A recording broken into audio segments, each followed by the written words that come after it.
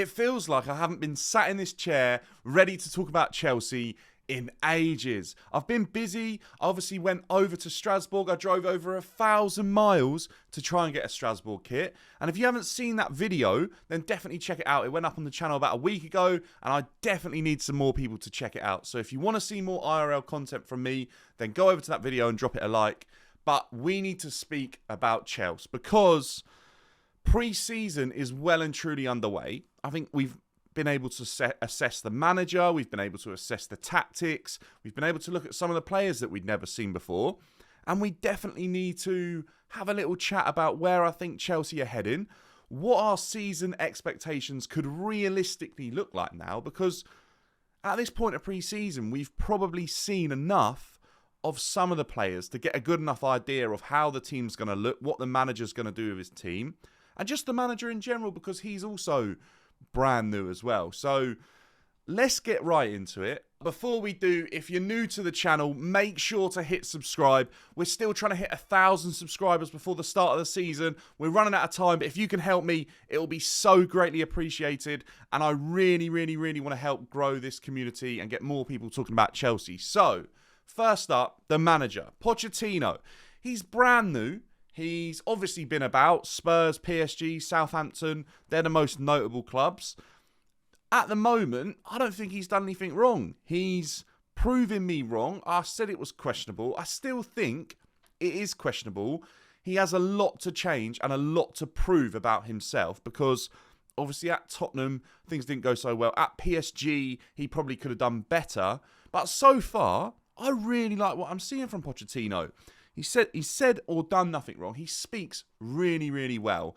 Very intelligent guy, has a clear mind, a clear plan, which we've not had in Chelsea managers in so long. So really, really excited to sort of see how Poch can mould this team, how he can get it to grow, how he can get it to transform, really, from what we've seen last season and all these new players that are coming. He's got to gel that together. So look, he's got a challenge on his hands, but already, I feel confident enough to say that he will improve Chelsea on what we saw last season.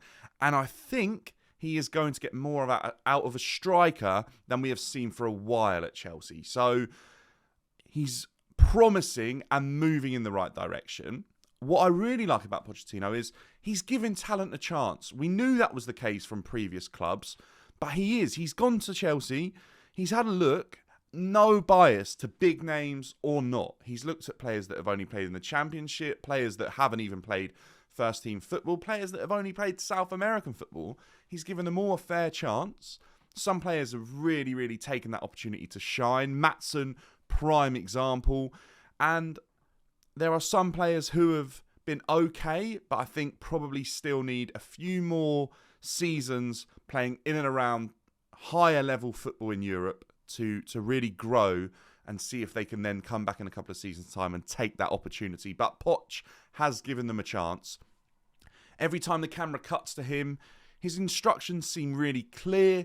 They're very easy for even fans to understand. Chelsea TV have been really, really good with that because, look, it's pre-season. It's good for us to see.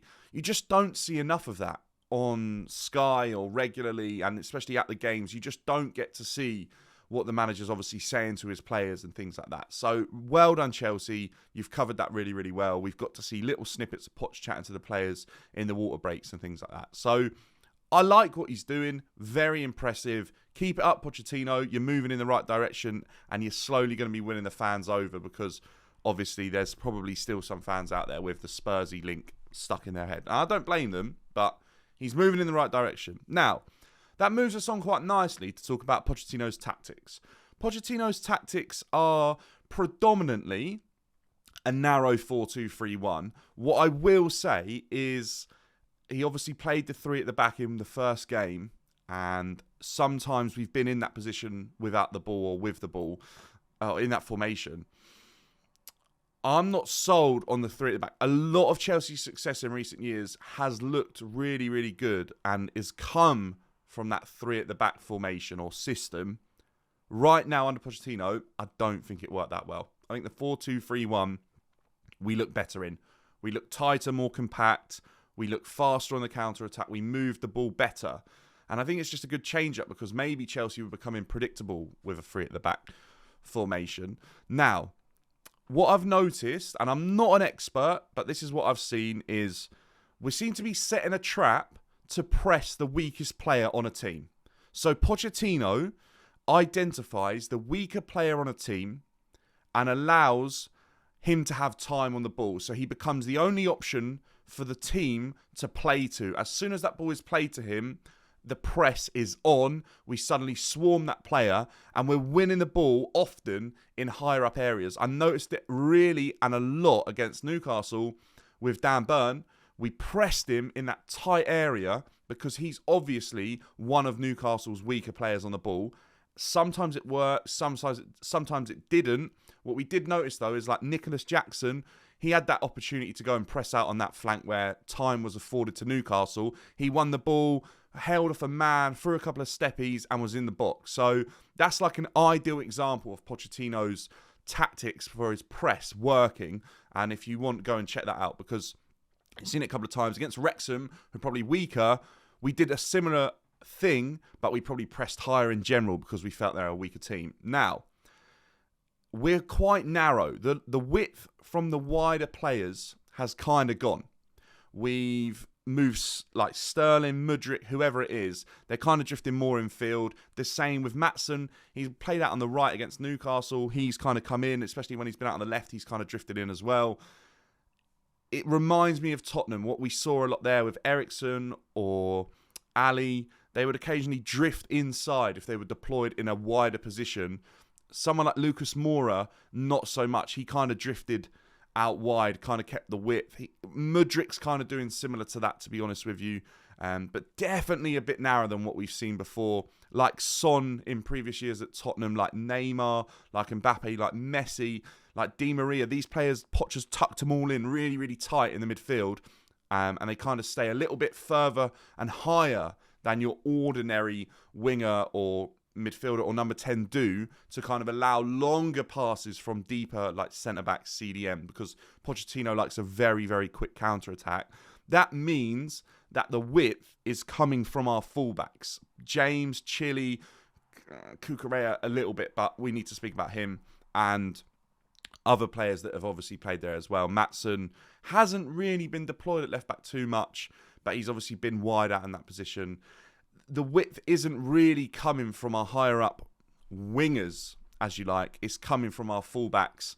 They will have to get used to Pochettino's grueling system because he is going to make those wing-backs, fullbacks work like they probably haven't before, because they're not only are they starting deeper, that means they have to run even further than when they play in like a three at the back formation because they don't quite start as deep. Now, that's kind of that jargon out of the way about tactics and stuff like that, because I know it gets a bit over the top and I'm not here to be an analysis channel, but that's kind of what we've seen. That's probably what we'll sort of see going forward under Poch as well. What I will add though is the front four that he kind of plays with, which is the three in attack behind the striker and the striker. They have to have huge amounts of individual quality, creativity, ruthlessness, because if they don't, and when we've had players on that don't quite have that, I've noticed a real lack in our ability to create chances and even have chances on goal, and it just feels like it's lacking a bit. So those players are going to be really important going forward for Pochettino's Chelsea. They have to be as close to the highest level of the game as possible, which you've seen with PSG. You're looking at, like I said, Mbappe, Di Maria, Messi, and Neymar. Like, these players are as good as they get. And Chelsea are going to have to get their players at least just to the level below those names to have any chance of real success with Pochettino.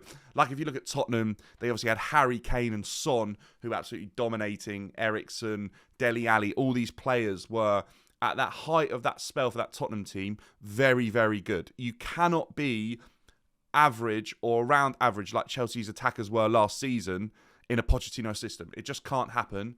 And I'm sure if it's not working, he will move players on and ask for replacements. Now, talking about players, because we've seen quite the influx of new players to Chelsea over the last season and a half, I'd say. And we've also seen a lot of players leave. So we're looking at a completely different team in terms of personnel who are playing, pretty much. There's a few names that are just performing the same as they've done. I think Cucurella, I think it's fair to say Brighton might have fleeced us on that one. He constantly gives the ball away. He's rash in his thoughts. I'm just not sold on him. I know he played a little bit in midfield as well at times. He's just not it for me. We paid an awful lot of money, and to be honest with you, if Cucurella was moved on, I honestly wouldn't care. He doesn't add anything to this Chelsea team. That kind of brings me on to the debate, is the left-back debate. People underrate Chilwell so highly.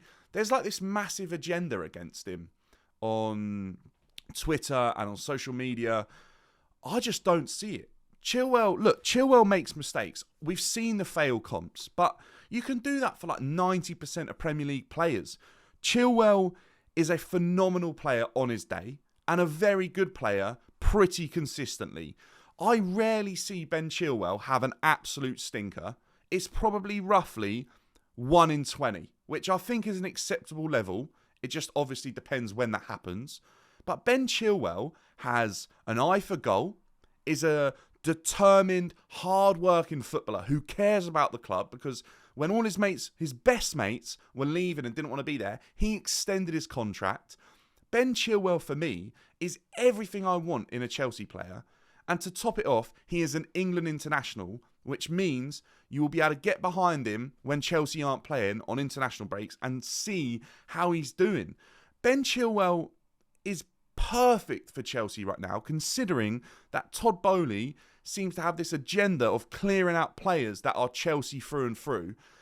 I don't know why he wants to do that, but Ben Chilwell clearly wants to be at the club. He wants to fight, and I honestly think he possesses a higher amount of technical ability than any of the left backs right now.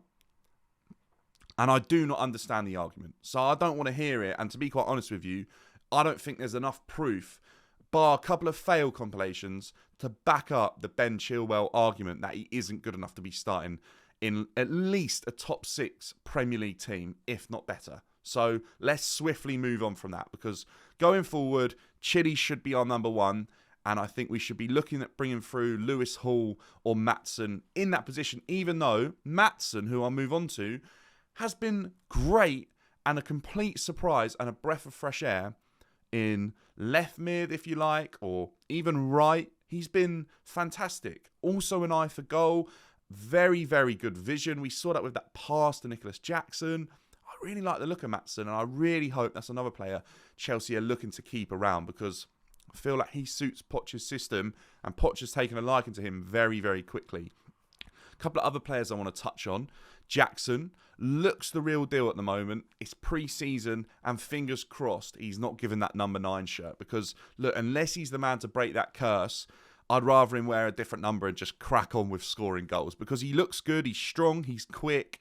His hold-up play has been it's been so good to see, because how many times the ball got up to Havertz and strikers gone by in the last few years and it bounced off of them. This guy's bringing players into play, and if not, he's tracking back defending, Drogba-like, which I'm just absolutely relieved to see that in a striker who wants to work hard. And then, as soon as he wins the ball back, he's busting all the way up the pitch, working so hard to get the ball in behind the striker and try and score a goal. And his finishing is cool as a cucumber.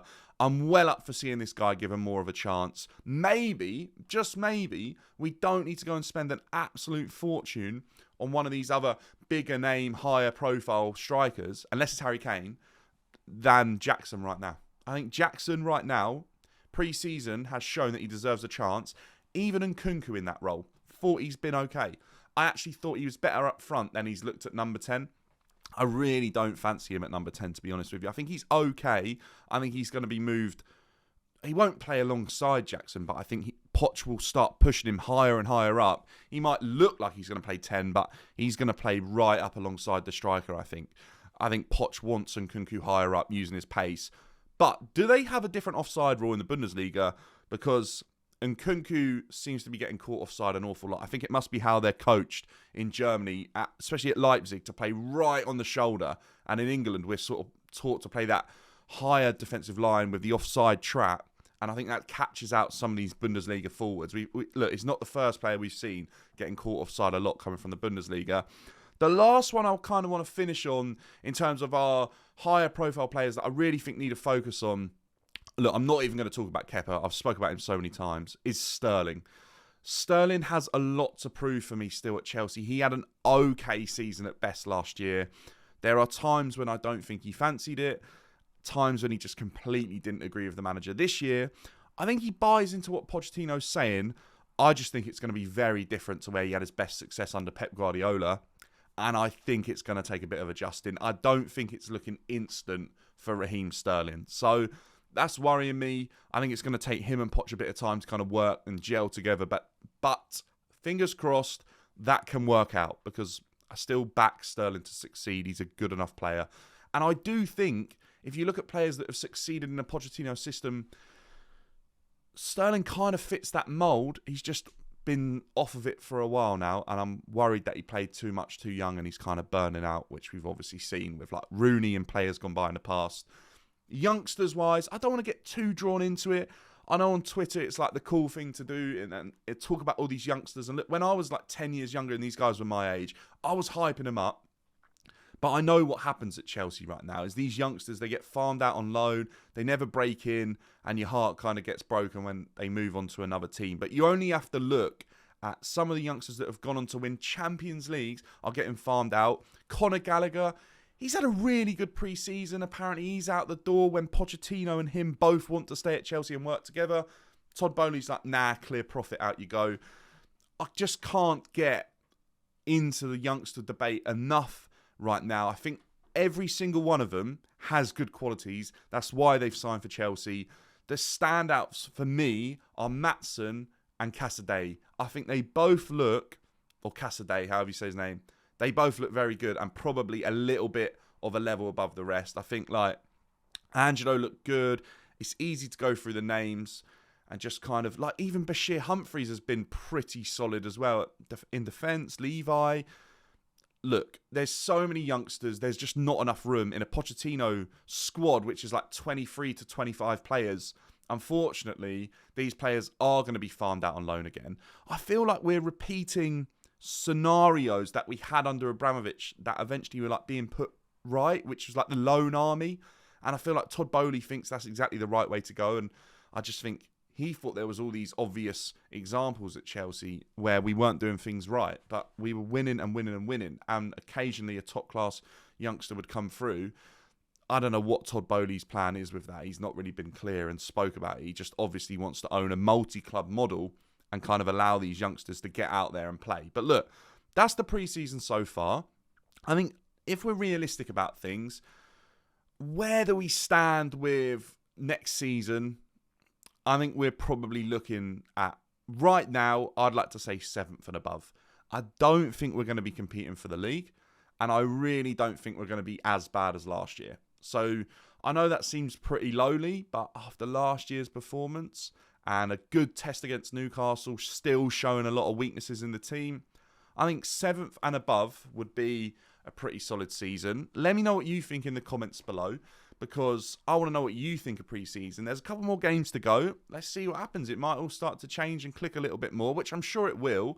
And a few weeks into the season, stuff will look even better. But right now, that's kind of where I'm hoping Chelsea are going to be looking next season with this team gelling together, young players finding their feet. Unless we make some massive signings, then that number could probably be pushed a little bit higher. But right now, that's where I see us.